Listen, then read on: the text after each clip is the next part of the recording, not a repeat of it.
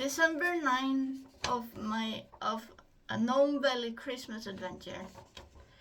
Down the big old stump, Tassel, Hera, and Lisa hammer on dried stockfish with wooden hammers. By the fire, Queen Holia and Mama Gnome prepare a lye made of ashes from birch and cold water. Grandfather Troll sits in his favorite armchair by the fire. He ogles at Potato and Totte as they look curiously at his collection of ships in bottles. Those ships in the bottles are made after my adventures out at sea, Grandfather Troll says kindly. One of the bottles contain a ship being attacked by giant octopus arms. Could you tell me about this one? Potato asks and points at the one with the octopus arms. Ah yes, that one. Of course I can, Grandfather Troll says, dipping into his huge book. Is this the one where I lost one of my best friends? Falcon says, looking upset. Grandfather Troll looks concerned at Falcon. No, it's not that one, Grandfather Troll says, with a lump in his throat, and keeps flipping through the pages. Ah, there it is, Grandfather Troll says, and starts telling the story. We had been sailing for a few days. The barrels were almost full of fish, when suddenly the sky darkened. The waves were very, very big and hit the hull of Nilotica. The rain hit us in the face as we pulled up the last catch of the year. The ship swayed up and down on the black waves when Falcon saw something swimming in the deep, dark waters. I remember seeing this giant snake-like body with a dragon head, Falcon says, smiling. Yeah, it was Jormungandr, Grandfather Troll says, smiling back, and continues the story. Jormungandr slithered around our ship, but he just looked at us with his snake-like eyes. Suddenly, he disappeared into the deep, and the ocean started to boil and foam. Falcon stared down into the ocean from the crow's nest as he saw an enormous fish eye look up through the dark depths of the sea. Now, I've seen lots of scary monsters throughout my adventures, but Kraken takes the prize, Falcon says, and shudders a little. Yeah, you called me up to see the giant fish eye. Then you told me that it would be a heck of a miracle if we survived this attack, Grandfather Troll says, and continues the story.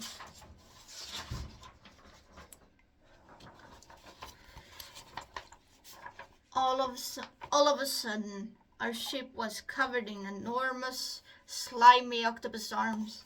They grabbed the main mast, the hull, and tried to drag the entire ship down into the abyss. Falcon and Milvis shot at Kraken with their sharp arrows, and I ordered Kauni and Bun to shoot with the cannons. But suddenly, Kraken let go of Nilotica and attacked a rowboat instead. I saw everything through the telescope.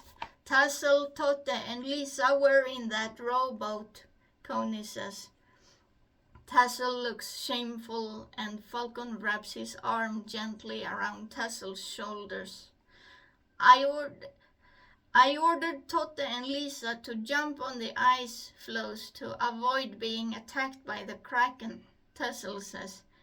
Yeah, we jumped on the ice floes and climbed on an iceberg. It was scary to see when the white whale and the giant octopus were fighting, Lisa says, and looks nervous. The white whale is named Mokadik, Totte whispers to Lisa. That's right, Grandfather Troll says, and continues reading. At a distance, we saw Moka, the albino cachalot, bite one of Kraken's giant arms. Then Kraken wrapped around Mocka with its giant slimy arms covered in sharp hooks. It wasn't an intense life or death fight. I got under the water and got hit in the head by one of Kraken's hooks. I sank a bit, and you don't want to know what I saw in the darkness, Tassel says and shudders. What did you see, Tassel? Butteo and Tota ask curiously. A monster with rows of sharp teeth, glowing white eyes, and it spewed blue smoke from its terrifying mouth. I'm glad you got rescued by beluga whales and escaped Davy Jones, Falcon tells Tassel. Who's Davy Jones? Butteo asked curiously. He's the devil of the sea. He locks his victims inside a locker and at the darkest bottom of the abyss. Arr, Milvus says and smiles. Did you meet any pirates? No, we didn't. Did you meet any pirates? Butteo asks. No, we didn't, sadly, Grandfather Troll says and takes a sip of rum. Sadly, pirates are notorious for pillaging, plundering, murdering, molesting women, and so on, Falcon says and looks serious. But 15 men on a dead man's chest is a fun pirate shanty, Milvus says happily. Nah, it's not kid-friendly if you listen to the lyrics. Ignore the damn lyrics and have fun instead. Oh well, we sailed back home in the finest of sunsets, brightest oranges. Tassel and Falcon sat in a crow's nest, cuddling like little turtle doves. Grandfather Troll finishes and closes his book, winking at Tassel. Oh, Grandfather, Tassel says, blushing. Grandfather Troll brings up his accordion, playing 15 men on a dead man's chest. Milvus, Butteo, and Totte pretend to be pirates fighting as Grandfather Troll plays on his accordion. Tassel drums on the stockfish with a wooden hammer to the rhythm of the music. Milvus, Coney, Rolly, King Aquila, and Bun Bun sing along. 15 men on a dead man's chest, yo-ho-ho, and a bottle of rum. Drink and the devil had done for the rest, yo-ho-ho, and a bottle of rum.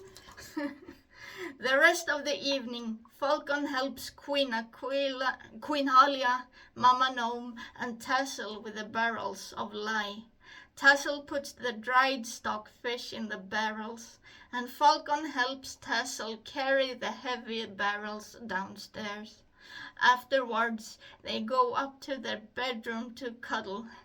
Milvus, Butteo, and Totte still have fun pretending to be pirates. Lisa and Hera play with the dolls and pine cone figures. In the moonlight on a branch, Falcon's tame peregrine falcon, Artemis, and the barn owl, Bundi, dance with a pirate eye patch each. Artemis wears a red bandana on her head, and she and Bundi dance happily to Grandfather Troll's accordion playing. The tawny owl Ove shakes his head with a wing over his face. That was December 9 of a Gnome Valley Christmas Adventures, and I hope you guys like this one, and see you guys tomorrow.